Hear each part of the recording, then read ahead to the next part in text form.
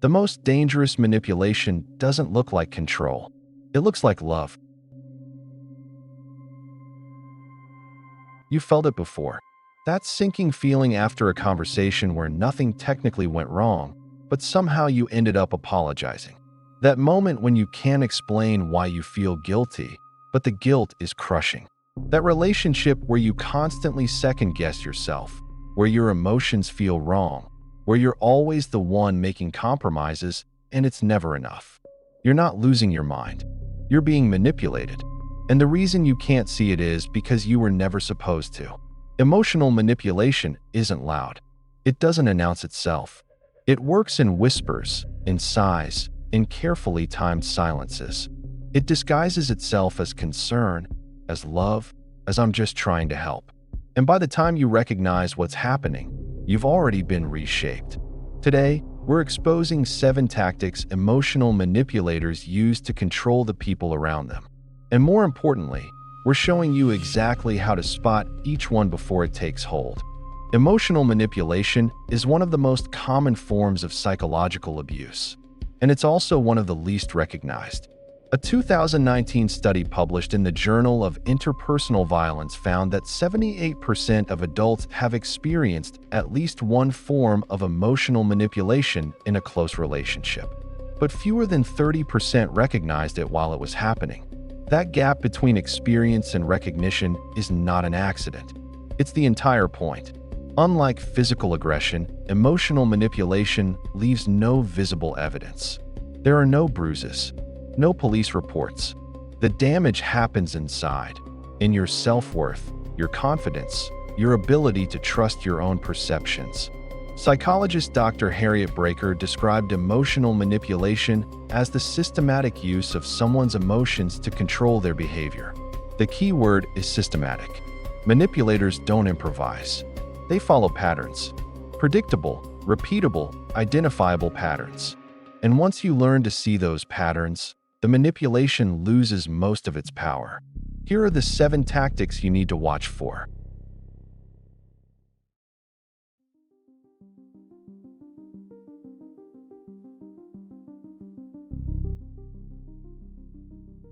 The first and most common tactic is guilt tripping. It works because it weaponizes one of your best qualities, your empathy. A guilt tripper doesn't ask for what they want directly. Instead, they make you feel responsible for their emotional state. I guess I'll just handle everything myself. Again, after everything I've done for you, this is how you repay me? None of these are explicit requests. They're emotional pressure points designed to make you feel so guilty that you volunteer to do whatever they want, believing it was your idea. Research by psychologist Dr. Edward Tabor found that guilt tripping is the most frequently used manipulation tactic in family relationships, present in 73% of dysfunctional family dynamics studied. It persists because it's socially invisible. Someone says I'm just expressing my feelings, and it sounds reasonable. But there's a critical difference between sharing feelings and weaponizing them. Sharing sounds like I felt hurt when you canceled. Guilt tripping sounds like you always cancel. I don't even know why I bother anymore. The first is communication. The second is a weapon. The tell? After a genuine emotional conversation, you feel closer. After a guilt trip, you feel smaller.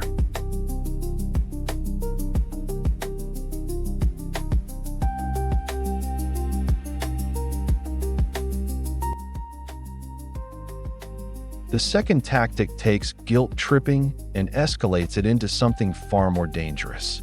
It's called emotional blackmail. Psychotherapist Susan Forward coined this term in her 1997 book, identifying a pattern she called FOG: fear, obligation, and guilt. 3 emotional levers that manipulators hold to control your behavior. Fear: if you leave me, I don't know what I'll do to myself. Obligation: after I sacrificed my career for this family, you owe me. Guilt: a good partner would never make me feel this way. Each statement creates an impossible emotional equation. If you push back, you're the villain. If you comply, you lose a piece of yourself. And that's exactly the point. A 2020 study in personality and individual differences found that emotional blackmailers share a common psychological profile. high Machiavellianism, and low distress tolerance. They cannot handle not getting what they want, so they make the emotional cost of refusal higher than the cost of compliance. The tell? Emotional blackmail always contains an implicit threat, sometimes dramatic, sometimes subtle, but it always follows the same formula. If you don't do what I want, something terrible will happen, and it will be your fault.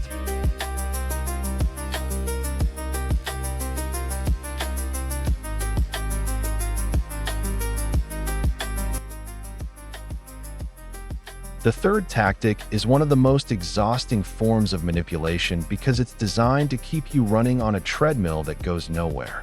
It's called moving the goalposts. Your partner says they'd be happy if you spent more time at home, so you rearrange your schedule. But now they're upset you're not earning enough, so you work harder. But now they complain you're never present. Nothing you do is ever enough because the target is always moving. A 2018 study in the Journal of Social and Personal Relationships found that chronic goalpost moving correlates with narcissistic personality traits at a rate of 0.67, one of the strongest behavioral correlations in the personality disorder literature. The function isn't to motivate improvement. It's to maintain power asymmetry. As long as you're chasing approval, the manipulator has control. The moment you stop chasing, they've lost it. That's why they never let you reach the goal. A reached goal means you might feel good about yourself. You might realize you don't need their approval at all. The tell? Keep a mental log. When you meet a stated expectation and the response is a new expectation rather than acknowledgement, you're dealing with goalposts, not standards.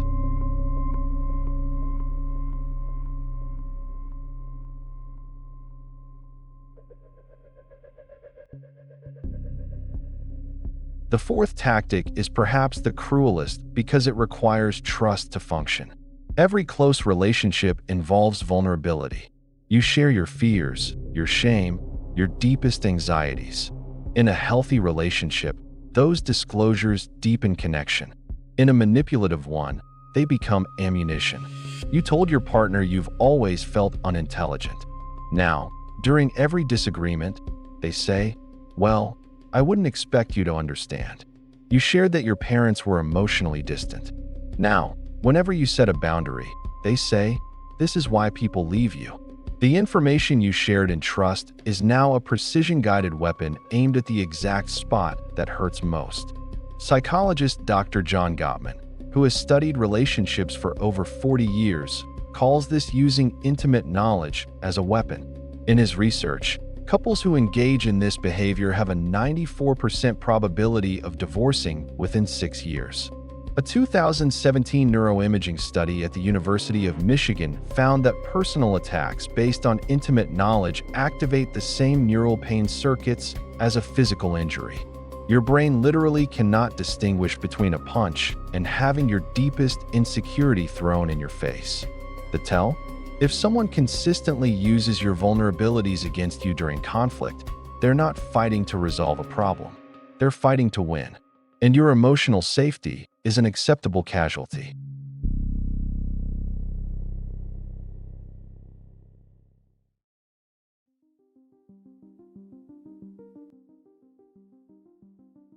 The fifth tactic exploits a vulnerability in how your brain processes time pressure.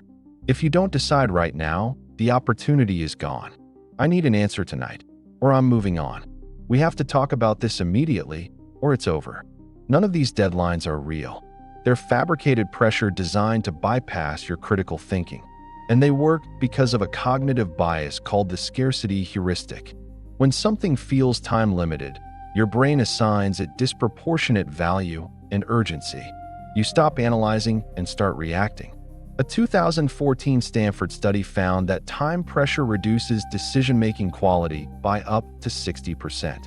Your prefrontal cortex, the part responsible for logical analysis, essentially shuts down under perceived urgency. Manufactured urgency appears in relationships, in sales, in workplace bullying, and in cult recruitment. The pattern is always the same. Create a false deadline, trigger an emotional response, and harvest a decision before the target can think clearly. The tell? Ask yourself, whose timeline is this? If the urgency benefits the other person and costs you, the urgency isn't real. Genuine emergencies don't require emotional pressure. They're self-evidently urgent.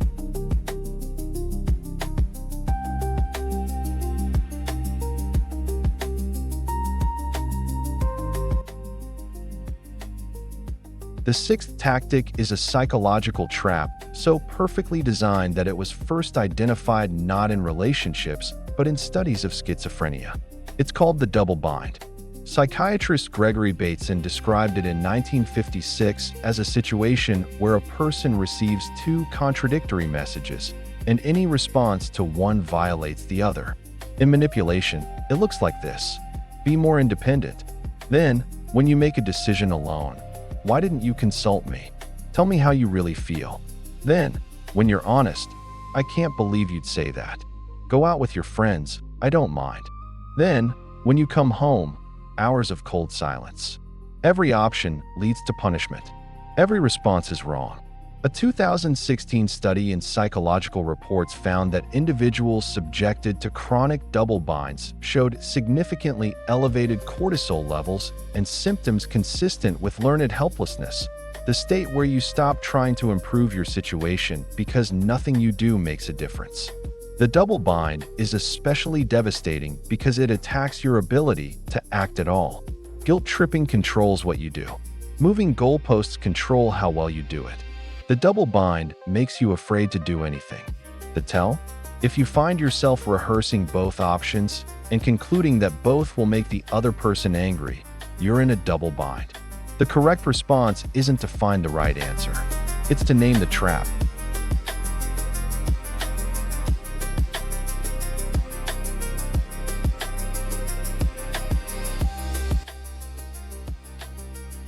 The seventh and final tactic is the one manipulators use when all else fails. And it might be the most painful of all because it uses absence as a weapon.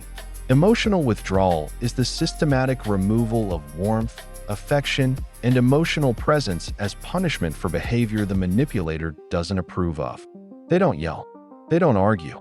They simply disappear emotionally. Physically present, but psychologically gone. Flat voice. Empty eyes. One-word answers, and they never tell you what you did wrong.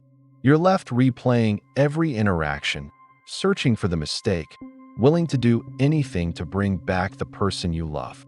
A 2015 study published in PLOS One found that emotional withdrawal activates the same brain regions as physical pain, the dorsal anterior cingulate cortex and the anterior insula. Your brain processes being emotionally shut out by a loved one the same way it processes being struck. Psychologist Dr. Sue Johnson, developer of emotionally focused therapy, describes emotional withdrawal as the most dangerous pattern in relationships. In her 30 years of research, she found it predicts relationship failure more reliably than any other single factor, including infidelity. The tell? If someone's emotional availability is directly correlated with your compliance, they're not processing their feelings. They're conditioning yours.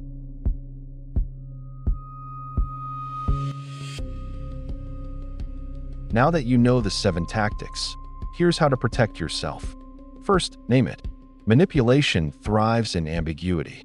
The moment you can say this is guilt tripping or this is a double bind, the spell begins to break. Language gives you distance from the emotion, and distance gives you clarity. Second, trust your body. Before your conscious mind recognizes manipulation, your body often does. A tightening in your chest, a knot in your stomach, a sudden urge to apologize when you've done nothing wrong. These responses are data. Third, set boundaries with actions, not arguments. You will never win an argument with a manipulator. Instead of debating, simply state your boundary and enforce it. I'm not comfortable with this conversation. I'm going to take a break. No justification needed. Fourth, document the pattern. Keep a journal of what was said, how you felt, and what you ended up doing. Over time, what felt like isolated incidents reveals itself as a system. And finally, seek outside perspective. Manipulators isolate their targets. Talk to a trusted friend, a therapist, or a counselor. An outside perspective can see what you can't when you're inside the fog.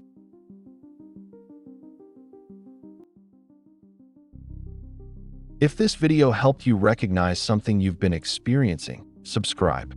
Every week, we release a new documentary exposing the hidden psychology behind everyday life. Which of these 7 tactics have you encountered? Drop it in the comments. I read every single one.